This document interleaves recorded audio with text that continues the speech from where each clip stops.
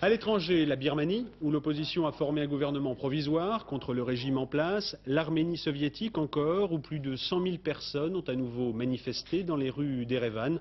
Enfin, la Tunisie, où nous allons retrouver nos envoyés spéciaux, Pierre Serra, Nicolas Jacobs, Jean-François Hoffmann. Il s'agit d'un éclairage sur la Tunisie de l'après Bourguiba, une page spéciale que vous allez nous présenter au Briet de l'Air. Au Briet de l'Air. Bonsoir, nous sommes ce soir à Tunis pour une édition spéciale consacrée à la Tunisie de Ben Ali. 10 mois après la destitution du président Bourguiba, le nouveau chef de l'État nous a accordé une première interview exclusive.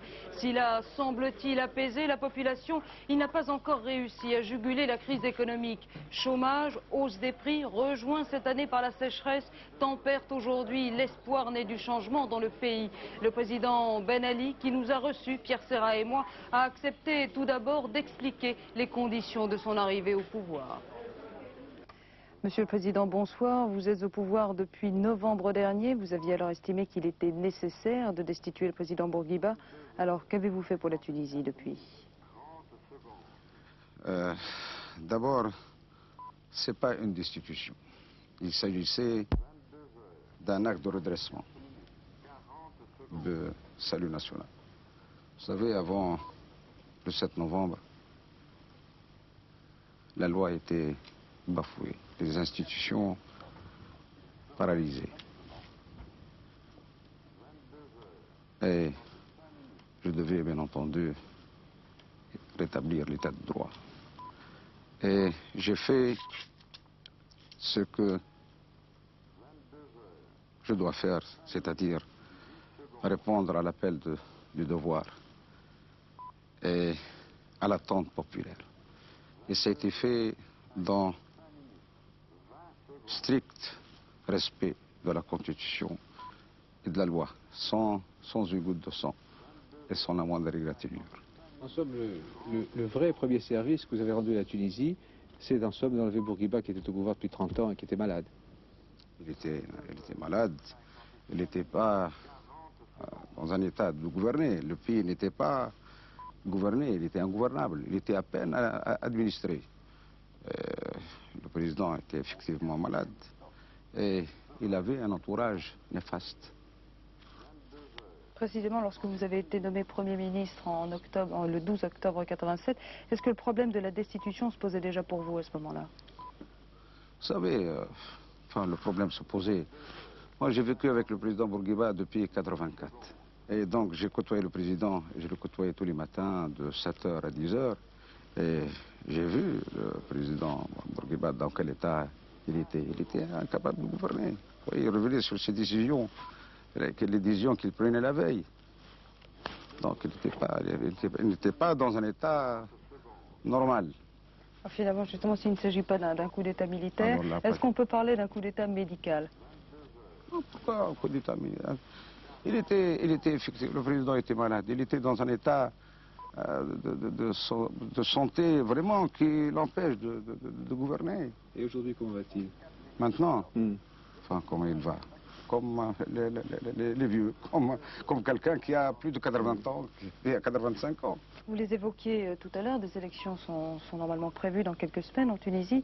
Alors sont-elles d'abord destinées à asseoir votre légitimité? D'une part, la légitimité, on l'a vu, depuis le 7 novembre, il y a eu beaucoup de manifestations en ma faveur. Je ne sais pas si vous avez vécu cette période. Donc la légitimité, je l'ai. Je l'ai de par la Constitution. Ça veut dire que quand il y aura des élections présidentielles la prochaine fois, on a vu aujourd'hui que vous avez élaboré un pacte national avec les partis d'opposition. Il n'y aura donc pas un candidat unique à la présidence de la République. Pourquoi un candidat unique? Non, pas du tout. C'est ouvert à toutes les sensibilités du pays. Alors, Monsieur le Président, vous êtes général, vous l'avez dit vous-même tout à l'heure. Plusieurs de vos ministres, au moins 2, sont également des officiers. Est-ce que cela signifie que pour la première fois de son histoire, en Tunisie, l'armée est au pouvoir? Écoutez, la formation n'est pas nécessairement une vocation. Des grands chefs d'État, dont les grandes démocraties étaient bien d'origine militaire. Et l'origine d'un chef d'État ne détermine pas son profil. Vous voyez, juger ses actions, son programme. Alors cette Tunisie nouvelle dont vous avez l'ambition, vous semblez la vouloir davantage intégrée au monde arabe que tournée vers l'Europe. Elle est toujours tournée vers l'Europe et vers le monde arabe.